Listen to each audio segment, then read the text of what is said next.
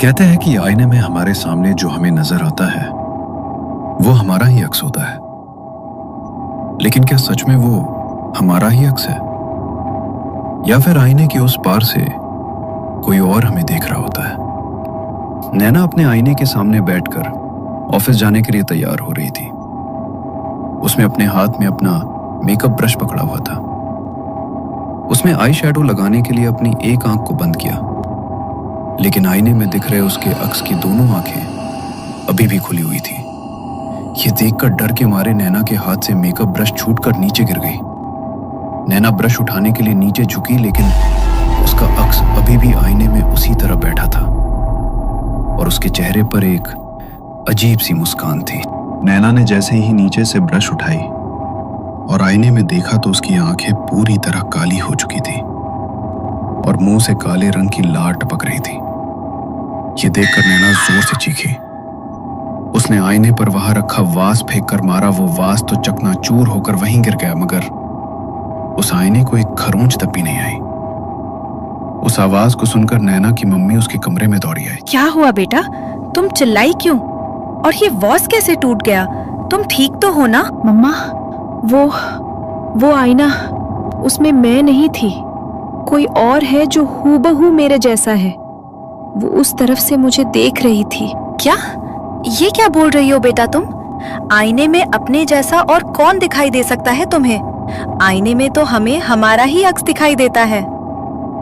लगता है तुम्हें कोई भ्रम हो गया है बेटा। नहीं मम्मा, मुझे कोई भ्रम नहीं हुआ। मैंने आईने पर ये वॉस भी फेंक कर मारा, लेकिन इस आईने पर कोई खरोच नहीं आई, बल्कि वॉस टूटकर बिखर गया। क्या? लेकिन मुझे तो इस आईने में ऐसा कुछ भी दिखाई नहीं दे रहा। सच बताओ नैना, तुम्हें फिर से रात को नींद ना आने की परेशानी हो गई है क्या? तुम नींद की दवाइयाँ दोबारा तो नहीं खाने लगी हो? नहीं मम्मा। देखो, ऐसा कुछ नहीं है। तुम घबराना बंद करो, और तुम्हारी तबीयत ठीक नहीं है तो ऑफिस से छुट्टी ले लो। नहीं, यहाँ पर नहीं रुकूंगी मैं। नैना ने अपना पर्स उठाया और ऑफिस के लिए निकल गई, मगर रह रहकर भी उसके दिमाग में वही बात घूमे जा रही थी। उसके बगल में बैठी उसकी फ्रेंड निकिता बहुत देर से उसे आवाज दे रही थी, मगर वो एक टक बिना पलक झपकाए सिर्फ कंप्यूटर स्क्रीन को ही देखे जा रही थी। निकिता ने उसके कंधे पर हाथ रखकर उसे जोर से सहलाया तो नैना बुरी तरह घबरा गई। अरे रिलैक्स नैना, मैं हूँ। क्या हुआ तुझे? Are you all right? नहीं यार, कुछ भी ठीक नहीं है। पिछले हफ्ते ही नए घर में शिफ्ट किया है। और क्यों, क्या हुआ? नैना ने निकिता को पूरी बात बताई, मगर उसे भी लगा कि वो बस नैना का भ्रम है। उसने नैना को समझाने की कोशिश की, लेकिन नैना जानती थी कि ये उसका कोई भ्रम नहीं है। रात को उसने घर आकर ठीक से खाना भी नहीं खाया। वो जैसे ही सोने के लिए अपने कमरे के अंदर आई तो उस आईने को देखते ही उसका सर अचानक से भारी होने लगा। उसने अपनी अलमारी से एक कपड़ा निकाला और आईने को उस कपड़े से ढक दिया। जब ये आईना मुझे दिखेगा ही नहीं तो मुझे कुछ होगा भी नहीं। नैना जाकर अपने बिस्तर पर लेट गई। वो बहुत थकी हुई थी, इसलिए बिस्तर पर लेटते ही उसे नींद आ गई। मगर थोड़ी देर बाद उसे प्यास लगी। उसने अपनी साइड टेबल पर रखे गिलास से पानी पिया और वापस सोने के लिए लेटने लगी। तभी उसका ध्यान सामने आईने की तरफ गया। उसने आईने पर जो कपड़ा ढका हुआ था वो अब आईने पर नहीं था, और अंधेरे में ऐसा लग रहा था जैसे आईने के उस ओर से कोई घूर कर उसे ही देख रहा हो। नैना ने लाइट का स्विच ऑन किया, लेकिन रूम की लाइट फ्लिकर करने लगी। मगर उस फ्लिकर करती हुई लाइट में नैना को आईने के उस पार अपना खड़ा हुआ अक्स दिखाई दिया, जिसका चेहरा बुरी तरह से कटा फटा हुआ था, और वो नैना की ओर देखकर भयानक तरह से मुस्कुरा रही थी। क्या हुआ, डर गई? लेकिन ये तो बस शुरुआत है। धीरे धीरे तू पूरी तरह मेरे अंदर समा जाएगी, और उस दुनिया में कुछ बचेगा तो सिर्फ तेरा शरीर। जोर से चीखती हुई कमरे से बाहर भागी और अपने मम्मी पापा के कमरे का दरवाजा खटखटाने लगी। उसके पापा ने जैसे ही कमरे का दरवाजा खोला तो उसने जल्दी से कमरे के अंदर जाकर दरवाजा अंदर से बंद कर लिया। वो बुरी तरह हाफ रही थी और डर के मारे उसका पूरा शरीर पसीने से भीग चुका था। बेटा, क्या हो गया तुम्हें? ये क्या हाल बना लिया है तुमने अपना? मुझे उस रूम में नहीं जाना पापा। अगर मैं वहां गई तो वो मुझे मार देगी। मुझे मार देगी वो पापा। क्या? कौन मार देगा तुम्हें? बेटा, तुम अब भी वही बात अपने मन में लेकर बैठी हो। कुछ दिनों बाद तुम्हारी सगाई है। अगर कोई आलतू फालतू दवाइयाँ खानी शुरू की हैं तुमने तो प्लीज बंद कर दो, क्योंकि उसका असर तुम पर बहुत बुरी तरह हो रहा है। नैना अक्सर ही छोटी छोटी स्ट्रेस और टेंशन के लिए भी दवाइयाँ लिया करती थी, इसलिए उसके मम्मी पापा को लगा कि वो अभी भी वो दवाइयाँ खा रही है। लेकिन उन्हें अंदाजा भी नहीं था कि नैना कितनी बड़ी मुसीबत में फंस चुकी है। अगली सुबह नैना जब ऑफिस के लिए तैयार हुई तो उसका बॉयफ्रेंड ध्रुव घर पर उसे मिलने के लिए आ गया। अगर ध्रुव को देखकर उसके चेहरे पर एक अजीब सी चिंता छा गई। अरे क्या बात है, वैसे तो मुझे देखकर तुम हमेशा इतनी खुश हो जाती हो और आज ऐसा एक्सप्रेशन जैसे तो तुम मुझे देखना ही नहीं चाहती। ना नहीं, ऐसा कुछ नहीं है। लेकिन तुम इतनी सुबह सुबह यहाँ पर? बहुत दिन से हम मिले नहीं थे तो सोचा आज तुम्हें शॉपिंग पर ले जाता हूँ। वैसे भी सगाई बहुत पास है, चलो आज शॉपिंग पर चलते हैं। नैना के चेहरे से लग रहा था जैसे वो ध्रुव के साथ जाना ही नहीं चाहती है, लेकिन फिर भी वो तैयार होकर उसके साथ घर से निकल रही। पूरे दिन वो ध्रुव के साथ घूमती रही, लेकिन ना तो उसने कुछ शॉपिंग की और ना ही उसने कुछ खाया पिया। ध्रुव बहुत ही गुस्से में था। उसने पार्किंग लॉट से गाड़ी बाहर निकाली, तभी उसका ध्यान गाड़ी के रियर मिरर पर पड़ा। नैना बिना पलक झपकाए खुद को आईने में घूरती जा रही थी और उसके चेहरे पर एक अजीब सी मुस्कुराहट थी। शादी करेगा तू इससे, लेकिन मैं ऐसा होने नहीं दूंगी। शादी से पहले ही मार दूंगी इसे। तुम अपने होश में तो हो नैना, ये सब क्या बोल रही हो तुम? इससे पहले कि ध्रुव कुछ समझ पाता, नैना अपनी हड्डियों को जोर जोर से चटकाने लगी। उसकी हड्डियों के टूटने की आवाज पूरी कार में गूंज रही थी और नैना बड़ी ही बुरी तरह दर्द से चिल्ला रही थी। और अचानक ही वो जोर जोर से हंसने लगी। क्या हुआ? इसे दर्द में देखकर बहुत तकलीफ हो रही है तुझे, लेकिन असली दर्द तो इसे अभी मिला ही नहीं है। इतनी आसानी से नहीं मारूंगी इसे, तड़प तड़प कर मरना पड़ेगा इसे। ध्रुव की आंखों में डर पसरा हुआ था। नैना एक एक करके अपनी उंगलियों की हड्डियां तोड़ रही थी। तभी ध्रुव की गाड़ी के शीशे पर दस्तक हुई और उसने जल्दी से गाड़ी का शीशा नीचे कर दिया। तभी एक औरत ने माता रानी की एक छोटी सी मूर्ति ध्रुव के हाथ में थमा दी और ध्रुव ने जल्दी से उसे अपनी 100 रुपए की है भैया, मेरे पास और भी हैं, दिखाऊं? नहीं दीदी, ये लो आपके पैसे, और आपने आज मेरी बहुत बड़ी मदद की है। ऐसा लग रहा है जैसे भगवान ने ही आपको मेरी मदद के लिए मेरे पास भेजा है। वो औरत मुस्कुराकर वहां से चली गई और ध्रुव ने जब नैना की तरफ देखा तो वो बिल्कुल शांत हो चुकी थी। ध्रुव ने माता रानी के सामने हाथ जोड़े। ध्रुव उसी वक्त उसे मंदिर लेकर जाना चाहता था, लेकिन हड्डियों के चटकने की वजह से नैना की हालत इतनी खराब हो चुकी थी कि उसे जल्दी से उसे हॉस्पिटल लेकर जाना पड़ा। उसे काफी ज्यादा चोट लगी थी। उसे बैंडेज करवाकर ध्रुव उसे उसके घर लेकर आया। नैना की हालत देखकर उसके घर वाले भी बहुत घबराए हुए थे। ध्रुव ने उन्हें पूरी बात बताई, मगर तभी नैना अचानक वहां से उठकर अपने रूम में भाग गई और उसने दरवाजे को अंदर से बंद कर लिया और अंदर से उसकी हंसी की भयानक आवाज सुनाई दी। बेवकूफ कहेंगे, एक मौका मिला था तुझे इसे बचाने का, लेकिन तूने वो मौका भी गवा दिया। लेकिन अब मैं तुम्हें और मौके नहीं दे सकती। आज की रात इसकी आखिरी रात है।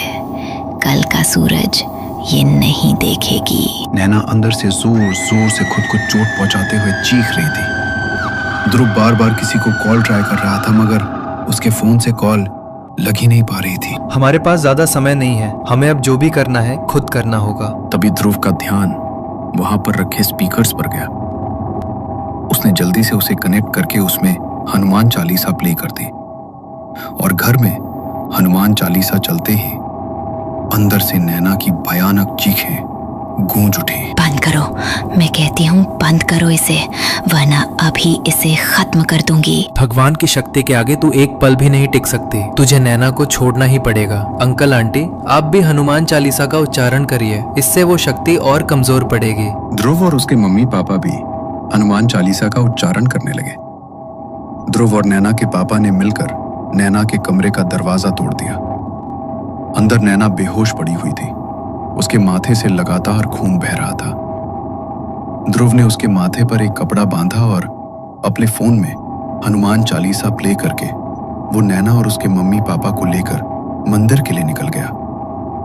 मगर मंदिर आने से थोड़ी देर पहले ही ध्रुव के फोन की बैटरी लो होने लगी। ओह नो, मंदिर तो यहाँ से कम 5 मिनट दूर है और मेरा फोन ऑफ होने वाला है। अगर इसमें हनुमान चालीसा बंद हो गई तो वो आत्मा फिर से नैना पर हावी हो जाएगी। नहीं बेटा, भगवान जब हमें यहाँ तक लेकर आया है तो वो मेरी बच्ची को कुछ नहीं होने देगा। वंदना ने खुद हनुमान चालीसा का जाप करना शुरू किया और उसके साथ वो दोनों भी हनुमान चालीसा का जाप करने लगे। लगभग 5 मिनट में वो लोग मंदिर के बाहर पहुंचे। उन्होंने जैसे ही नैना को गाड़ी से बाहर निकाला तो वो बुरी तरह छटपटाने लगी और वहां से भागने की कोशिश करने लगी। मगर तभी सामने मंदिर से आरती की आवाज गूंज उठी। नैना जोर जोर से बुरी तरह चिल्लाने लगी। वो लोग उसे खींचते हुए मंदिर के अंदर लेकर गए। माता रानी के सामने जाते ही उसकी शक्ति कमजोर पड़ने लगी। तभी पंडित जी ने उसके ऊपर माता रानी के चरणों का सिंदूर छिड़क दिया और उसके सर पर हाथ रखकर कुछ मंत्रों का उच्चारण करने लगे। नैना बेहोश होकर वहीं गिर पड़ी, मगर पंडित जी के चेहरे पर एक अजीब सी चिंता थी। अब मेरी बेटी ठीक है ना पंडित जी? अब तो उसे किसी से कोई खतरा नहीं है ना? खतरा अभी टला नहीं है। माता रानी के प्रकोप से अभी के लिए वो शक्ति यहाँ से भाग गई है, लेकिन उसे जैसे ही मौका मिलेगा वो फिर से तुम्हारी बेटी पर हावी होने की कोशिश करेगी। क्या? तो फिर आप इसका कुछ निवारण कीजिए ना पंडित जी, वरना मेरी बेटी सुरक्षित कैसे रहेगी? निवारण तो मैं कर दूंगा, लेकिन पहले मुझे जानना होगा कि इस बच्ची के साथ ये सब हुआ कैसे, क्योंकि ये आत्मा अपने आप तुम्हारी बेटी के पीछे नहीं लगी है, बल्कि इसे इसके पीछे छोड़ा गया है। क्या? लेकिन भला मेरी बेटी के साथ कोई ऐसा क्यों करेगा? इसकी भला किसी से क्या दुश्मनी हो सकती है? तभी गोविंद के दिमाग में वही आईने वाली बात आई। उसने वो बात पंडित जी को बताई। क्या? इसका मतलब आईने के जरिए उस आत्मा को तुम्हारी बेटी पर हावी किया गया है। मुझे इसी वक्त अपने घर लेकर चलो। हमें अभी के अभी इसका निवारण करना होगा, क्योंकि कल अमावस की रात है और अमावस की रात ऐसी शक्तियां अपने चरम पर होती हैं।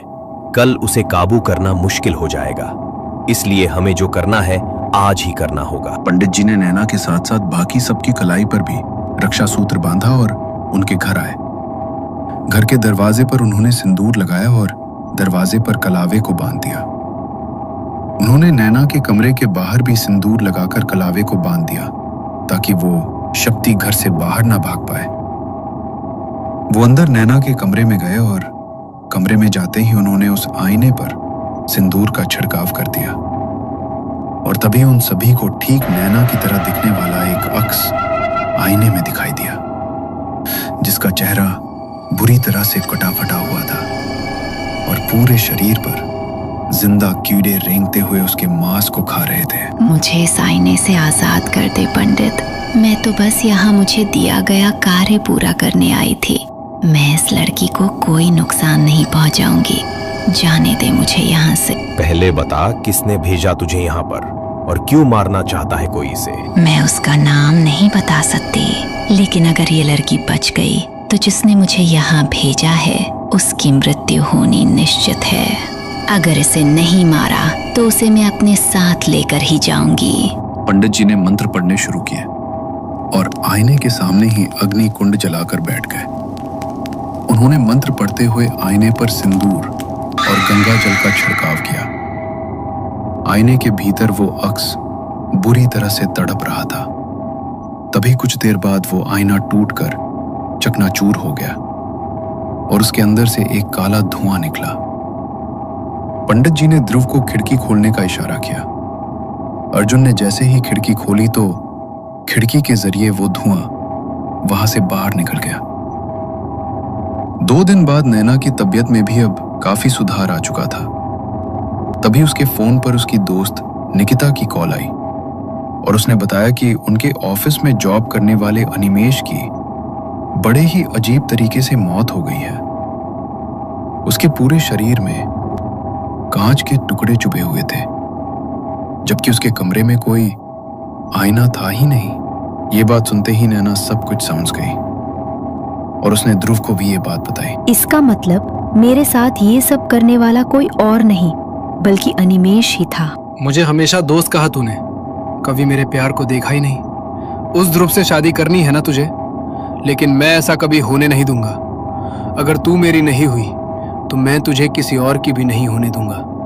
खत्म कर दूंगा मैं तुझे। अनिमेश के मन में क्या था वो नैना कभी जानती ही नहीं थी। अनिमेश उसे पसंद करता था, मगर नैना हमेशा से ध्रुव को चाहती थी। लेकिन अनिमेश ये बर्दाश्त नहीं कर पाया और उसने नैना के नए घर की गृह प्रवेश की पार्टी में उसे वो आईना गिफ्ट किया, जिस पर उसने नैना को खत्म करने के लिए काला जादू किया था। लेकिन बुरे का अंजाम हमेशा बुरा ही होता है। अनिमेश ने नैना के लिए जो जाल बुना था उसमें वो खुद ही फंस गया और अपने किए की सजा उसे अपनी जान देकर चुकानी पड़ी। ऐसी ही डरावनी कहानियां सुनने के लिए सब्सक्राइब कीजिए वंस